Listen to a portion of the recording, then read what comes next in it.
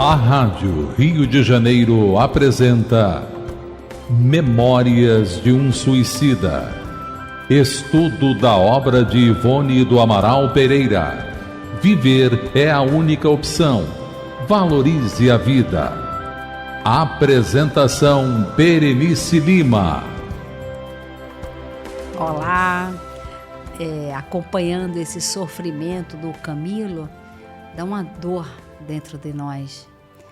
Mas a gente, analisando, a gente percebe que toda essa dor foi causada por ele não ter se resignado com um problema físico que foi a cegueira, dele não ter tido fé, dele não ter pensado em Deus, dele ter ficado tão focado apenas nas questões materiais.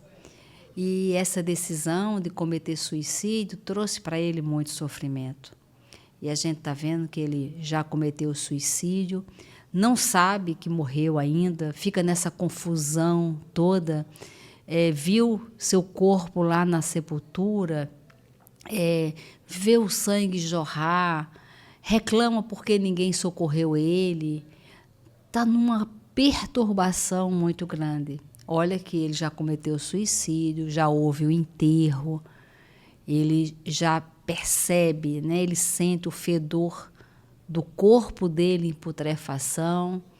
Já se passaram alguns dias, mas na cabeça dele está tudo muito confuso. E, nesse momento, ele quis se matar de novo. Ele quis fugir novamente desta realidade que está se apresentando para ele. E ele continua falando, né, que ele quis furtar-me a presença de mim mesmo.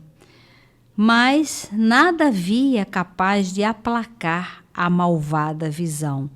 Ele estava cego, mas ele estava vendo o túmulo, estava vendo as cenas, ou seja, aquilo que ele produziu, ele estava enxergando.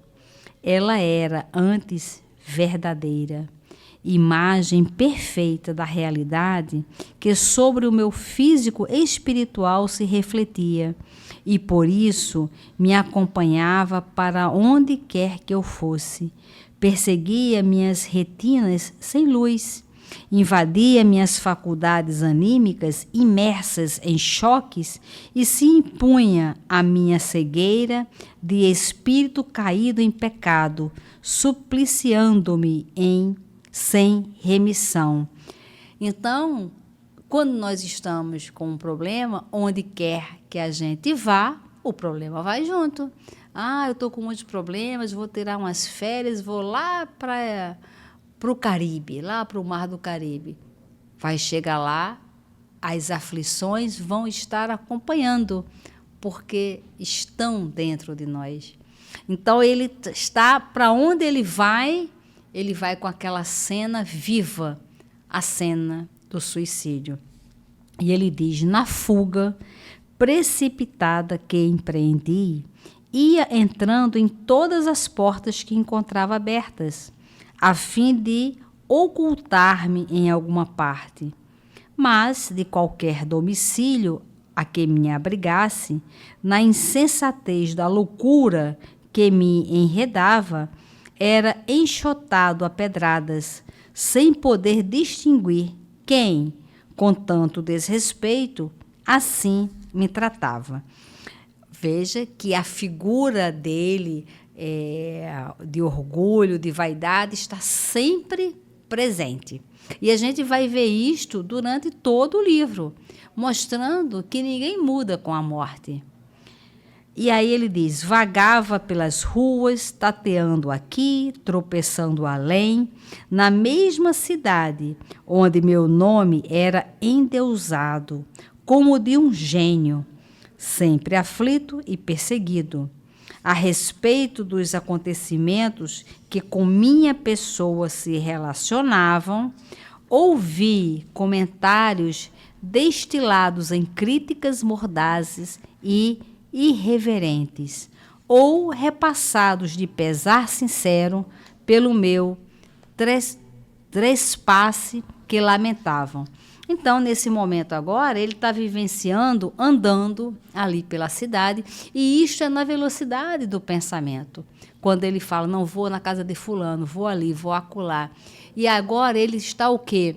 Ouvindo as pessoas, como ele era muito conhecido, a cidade toda sabe que ele cometeu suicídio, e agora são os comentários.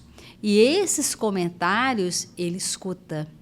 Por isso que nós, como espíritas, como sabedores dessas informações, que a gente contribua sempre para a paz das pessoas que desencarnam.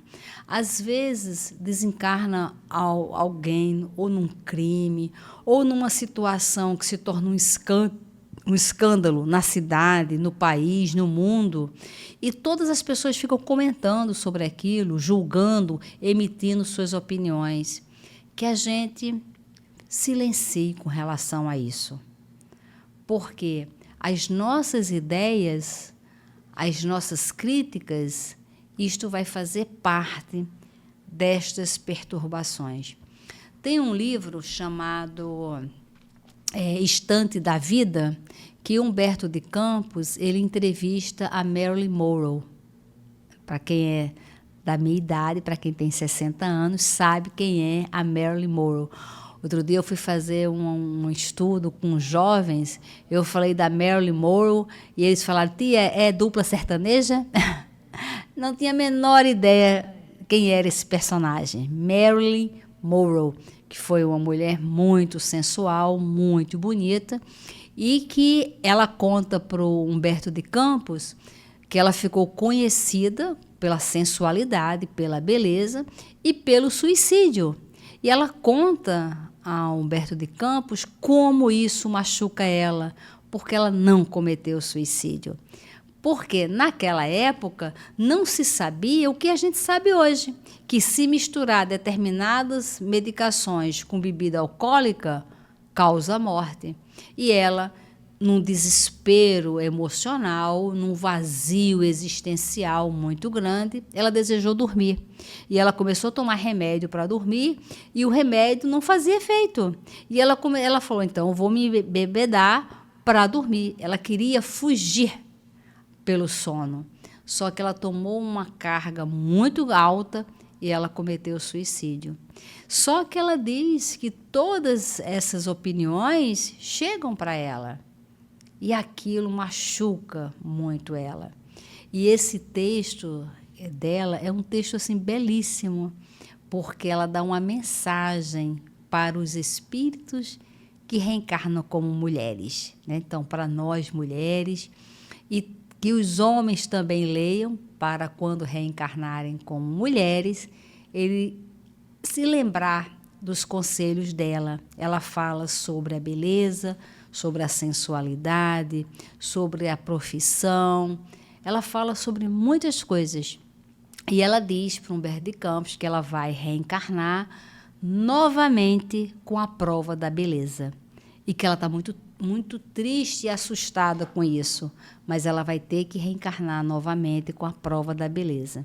Então, todas essas informações são importantes para que a gente faça uma avaliação da nossa reencarnação e a gente procure se posicionar de tal forma que gere em nós o progresso espiritual. Nós reencarnamos para progredirmos. Nós reencarnamos para progredirmos. Então, nós não podemos falar, eu não tenho jeito, o fulano não tem jeito, vou deixar para outra vida. Ora, se você sabe que pode consertar nesta, por que vai deixar para a próxima? E aí, voltando aqui, ele fala, tornei a minha casa. Viu que ele já saiu, andou por vários lugares, escutou várias pessoas na cidade comentando sobre o ocorrido, e ele volta para a casa dele. Surpreendente, desordem estabelecera-se em meus aposentos, atingindo objetos de meu uso pessoal, meus livros, manuscritos e apontamentos, os quais já não eram por mim encontrados no local costumeiro, o que muito me enfureceu. Olha, ele está todo errado, está se achando certo e continua enfurecido dentro da programação egoísta dele. Dir-se-ia que se dispersara tudo. Encontrei-me estranho em minha própria casa. Procurei amigos, parentes, a quem me afeiçoara. A indiferença que lhes surpreendi em torno da minha desgraça chocou-me dolorosamente, agravando meu estado de excitação. Veja, quando Kardec pergunta qual é o nosso problema, qual é o problema da humanidade, o que nos impede de evoluir? O que os espíritos respondem? O egoísmo. O que faz uma pessoa cometer suicídio? O egoísmo, porque ele só está pensando nele. E ele ainda continua nesse estado de egoísmo tão grande porque ele, completamente errado dentro das leis de Deus, ainda está achando ruim as pessoas se sentirem chateadas pelo que ele cometeu. E nós somos assim. A gente erra e reclama com o outro que não aceita e bate palmas para o nosso erro. Então, nós confundimos os valores, os reais valores. E aí ele diz, dirigi-me então a consultórios médicos. Tentei fixar-me em hospitais, pois que sofria, sentia febre e loucura. Supremo mal-estar torturava meu ser, reduzindo-me a desolador estado de humilhação e amargura. Mas, a toda parte que me dirigia, sentia-me insocorrido. Negavam-me atenções, despreocupados e indiferentes, todos ante a minha situação. Ele ainda está confuso demais. Ele poderia ter feito isto antes de cometer suicídio. Ele poderia ter procurado ajuda, mas lembra o que fez ele optar pelo suicídio? A vaidade. Dele falar, como eu, um homem conhecido, um gênio, ficar cego. E aí ele continua, em vão, objurgatórias azedas saíam de meus lábios, acompanhadas da apresentação, por mim próprio feita, do meu estado e das qualidades pessoais que meu incorrigível orgulho reputava irresistíveis. Então, ele está narrando agora o filme, né, que aconteceu. Então, ele, no mundo espiritual, muito lúcido, ele é como se ele tivesse rebobinado a fita, o filme da vida dele, e ele está ali narrando os acontecimentos e já identificando o incorrigível orgulho. E ele diz, pareciam alheios às minhas insistentes algaravias, ninguém me concedendo sequer o favor de um olhar. Aflito, insofrido, alucinado, absorvido, meu ser pelas ondas de agoirantes amarguras, em parte alguma, encontrava possibilidade de estabilizar-me, a fim de lograr conforto e alívio. Faltava-me alguma coisa irremediável, sentia-me incompleto. Eu perdera algo que me deixava assim, entonteado. E essa coisa que eu perdera, parte de mim mesmo, atraía-me para o local em que se encontrava, com as irresistíveis forças de um imã, chamava-me imperiosa irremediavelmente. E era tal a atração que sobre mim exercia, tal o vácuo que em mim produzira esse irreparável acontecimento, tão profunda a afinidade verdadeiramente vital, que a essa coisa que me unia, que, não sendo possível de forma alguma fixar-me em nenhum local para que me voltasse, tornei ao sítio tenebroso de onde viera, o cemitério. Pronto. E aí, agora ele está se sentindo a vítima. Veja os estados que ele está passando, que muitas vezes nós fazemos isso. Vamos tomar uma decisão baseada no nosso orgulho, na nossa vaidade, exigimos de todos. Quando a gente não consegue atingir, nós nos sentimos vítimas. Então, ele está reproduzindo aqui a personalidade, o homem que ele sempre foi, que tudo tinha que ser resolvido à maneira dele. Ele não se curvava às coisas que acontecem na nossa vida. E esse sofrimento dele, como ele mesmo diz, que ele era atraído como se fosse a um imã, isso se chama lei. A lei é de atração. Nós vamos estar sempre no local onde está o nosso tesouro. Jesus falou, onde está o teu coração é onde está o teu tesouro. O que a gente valoriza? O que nós somos? Então, se ele é egoísta, se ele é covarde, se ele não valoriza a vida, se ele é uma pessoa que não se preocupa com ninguém, a lei vai atraí-lo exatamente para aquilo que ele é. Só que a gente é assim. Na hora que a gente bate, a gente esquece. A gente só se lembra na hora que a gente apanha. E agora ele está se sentindo vítima, porque só resta para ele o cemitério. E ele vem falando, essa coisa cuja falta assim me enlouquecia era meu próprio corpo, o meu cadáver, apodrecendo na escuridão de um túmulo.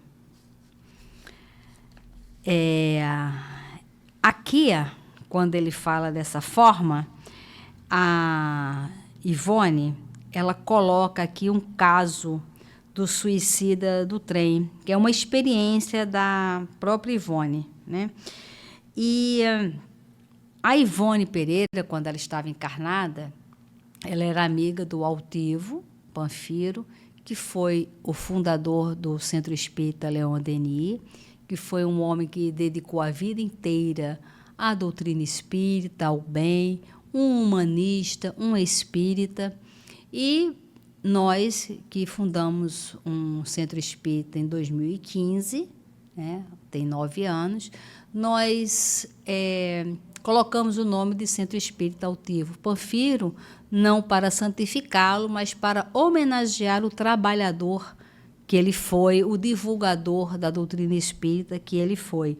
E a Ivone Pereira, conversando com o Altivo, foi que ele estabeleceu e criou no Centro Espírita Leon Denis um grupo para fazer preces para os suicidas.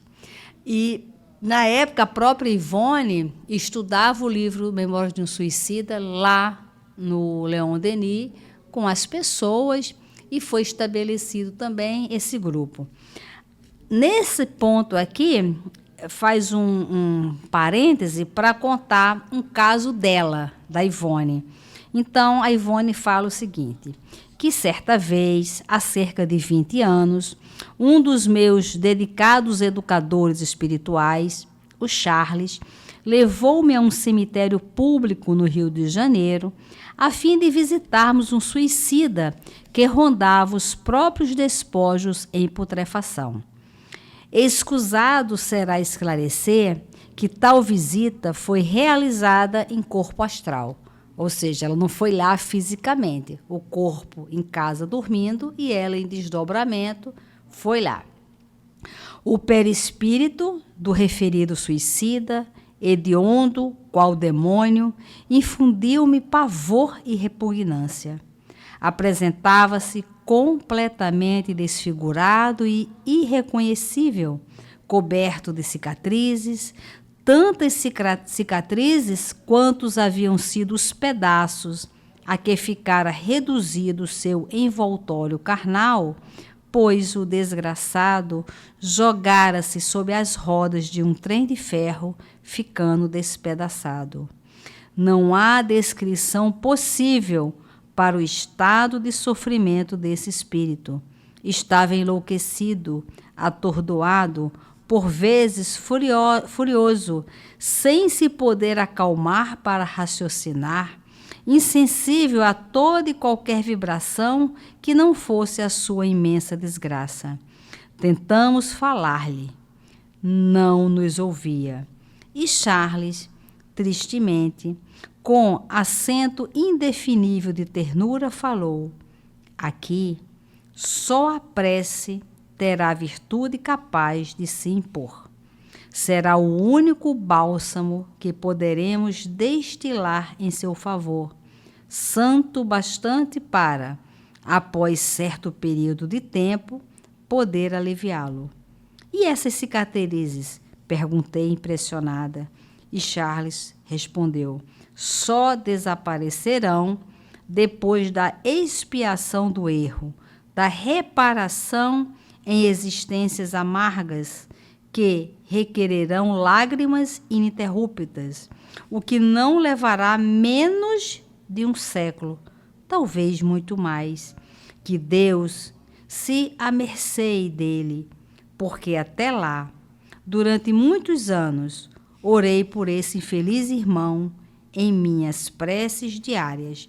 Então ela fala, aqui é a nota dela, e por conta dela ter comentado isso com o altivo, lá se estabeleceu e que hoje em dia é usado em várias casas espíritas, grupos que estudam o livro Memórias de um Suicida, com o objetivo de fazer irradiação e preces para as pessoas que cometeram suicídio, que estão pensando em suicídio, que vem às vezes em atendimento fraterno e comenta sobre o suicídio, que a gente não despreze essas pessoas. Às vezes a gente já escutou falar assim, mas o fulano vive falando que vai se suicidar. Nossa, ninguém mais nem aguenta. Olha, aguente, porque é alguém que está em desequilíbrio. E muitas vezes essa pessoa só está esperando um consentimento. Da gente falar, quer cometer suicídio? Então vai. E às vezes é isto que impulsiona a pessoa. Ela só está esperando que alguém permita isto. E que não seja você. Temos paciência. Mas fala da boca para fora. Que bom que fala da boca para fora e não executa. Que bom. Porque uma vida executada pelo suicídio é terrível. E as pessoas que estão em volta, que são indiferentes, e que essa indiferença propicia mais ainda a pessoa cometer suicídio, nós teremos que dar conta. Então, fiquemos atentos. Percebe alguém? Frequenta alguma casa espírita? Coloca lá o nome na casa espírita, na caixinha de prece, de irradiação, e vamos orar. E muita paz. A Rádio Rio de Janeiro apresentou Memórias de um Suicida. Estudo da obra de Ivone do Amaral Pereira. Viver é a única opção. Valorize a vida.